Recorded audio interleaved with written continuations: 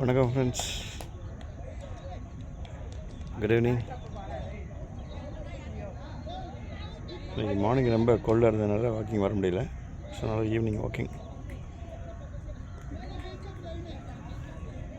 So எப்படி இருந்தாலும் நம்ம டெய்லி அந்த ஷெட்யூலில் மிஸ் பண்ணிடக்கூடாது.